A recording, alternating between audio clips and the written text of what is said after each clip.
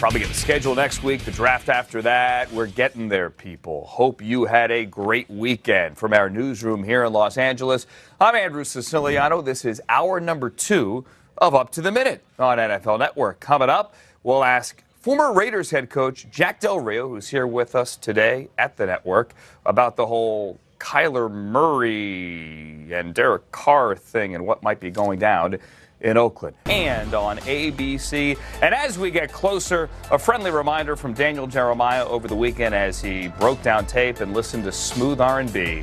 Note to self, everything you hear for the next 2 weeks will be a lie. It is lying season.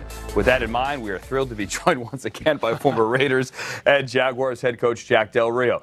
Is that the truth, Jack, that everything leading up to the draft was a lie? I wouldn't say everything. I think there's a little bit of misinformation that's carefully placed out there so that can be discussed and people can have the board maybe fall the way they'd like. All right, let's make sense of the Raiders then and whether or not they're telling the truth and who's lying, understanding that everyone works out a lot of players, but they are picking at 4.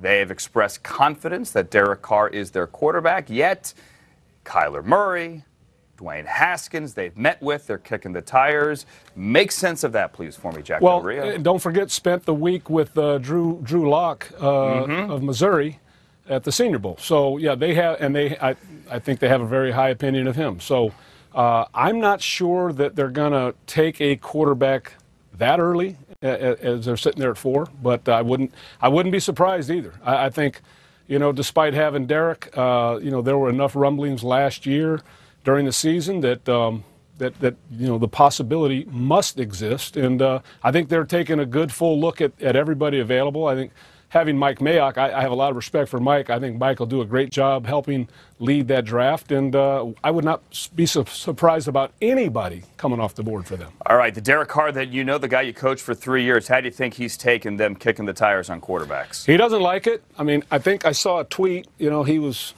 he kind of put that out there like he's watching, and we're all watching. So I think Derek, I know I loved having him. He was a terrific quarterback for us, led us to 12-4 in our second year there. And, I have a lot of respect for Derek. And so I don't think he likes it. But that's understandable, like isn't it? Yeah.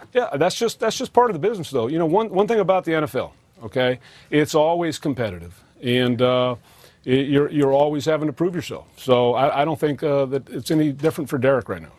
Despite the fact that Antonio Brown has said all the right things about the Raiders, we obviously have seen now what he's doing to Juju Smith-Schuster on Twitter and Instagram. He actually just posted something else, more on that in a second. How do you think Derek Carr and Antonio Brown with AB's They're going to get along great. That's not going to be a problem. Derek is going to appreciate the talent, and there's no question about the talent. AB is one of the blessed receivers, and his work ethic is really outstanding. So I'm sure Derek loves him. But first of all, is Derek going to get a chance to throw to him when it really counts? And that's a question. What do you mean by that? Well, is he going to be there? Are they going to draft? Okay. Are they going to draft Drew Lock or Haskins or somebody else? Are they going to move up to 1? I mean, everything's in play right now. So you just don't know. And the uncertainty, I think, makes for compelling TV. That's why we're on right now. What would you tell Jack Antonio Brown right now if he were your receiver and you came to work on a Monday morning and he's still going on Twitter? Well, I would encourage him to do more playing and less tweeting. But you know what? What you're getting. I think John Gruden's got to manage that. It's up to him to decide whether or not he's going to go into a conversation with Antonio Brown about those kinds of things. But based on what I've seen the last, year or so, Antonio's going to let it rip. He doesn't really care. And he's going to express his feelings out there, and everybody can either take it or leave it. But so that's what it appears to me. So that goes against the grain. Maybe I'd be considered old school, but I think he's going places where he really shouldn't go. Jack, I did some Googling here. I think I was pretty thorough. All I could find was you talking to TMZ last August. I don't think we've had the chance to ask you. Right. Now that you're here and now that we're moving into 2019, right? What'd you think of the Khalil Mack deal? Oh, I think Khalil Mack is a future Hall of Fame player.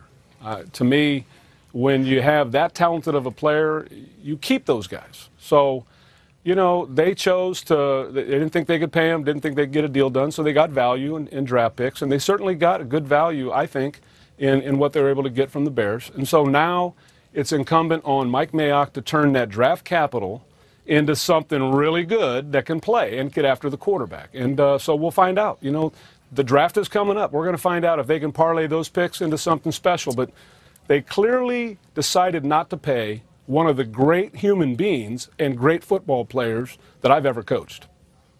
And he's done well with the Bears, and they had a very good season as well. And as you pointed out, now they have the draft capital, 4 picks in the top 35. Is in the building, not pictured. More on that coming up in a second. Josh Rosen is in the building as well. See the guy in the beard back there, white shirt, long sleeves? That's Josh Rosen.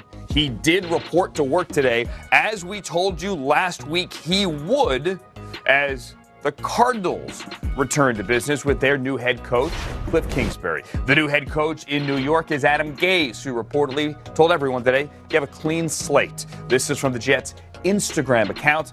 They had one image of Jamal Adams swiping his card. It did work. He said, I haven't been cut yet. So his key card did work.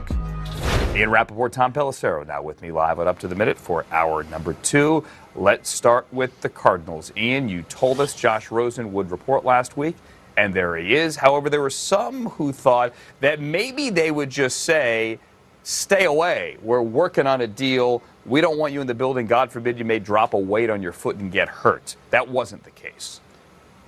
No, my understanding is the Cardinals not only wanted him there, but expected him to be there. And why wouldn't he be? He is still on the roster, still the team's starting quarterback. And until something changes dramatically, he's going to continue to be the starting quarterback. And by the way, that essentially is what the team has come out and said at several different points. Josh is our quarterback.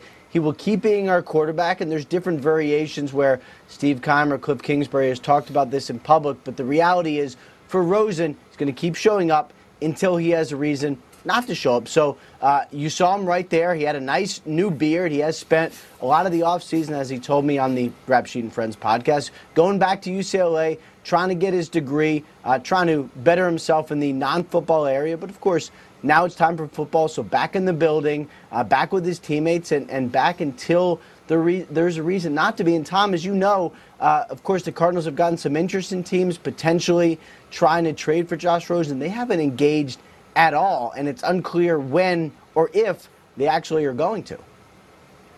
The Cardinals are the one team, Ian, in this draft that controls what else happens throughout the first round and really in those picks immediately after them. When you're number 1, you have options. They can be listening not just to potential trade offers for Josh Rosen, but potential trade offers to move back within those early picks. So why do anything like telling Josh Rosen stay out of the building that's going to create the impression that you've already settled in? You're definitely taking Kyler Murray number 1 overall. They've still got 2.5 weeks here for things to play out. And also, let's not forget, if you start locking players out of voluntary workouts, if anybody wants to create that as a union issue, get the NFLPA involved. There's all sorts of other things that would take place here. Right now, the Cardinals have said publicly they have not locked in on who they're going to take number 1 overall. They can sit there, wait for that phone to ring. They're the one team that really right now doesn't have to make the calls to see if something's going to happen. Spoke to one GM over the weekend who said you got to look Josh Rosen dead in the eye and say, hey, we may not trade you. Like, something may not happen. We may not get the offer,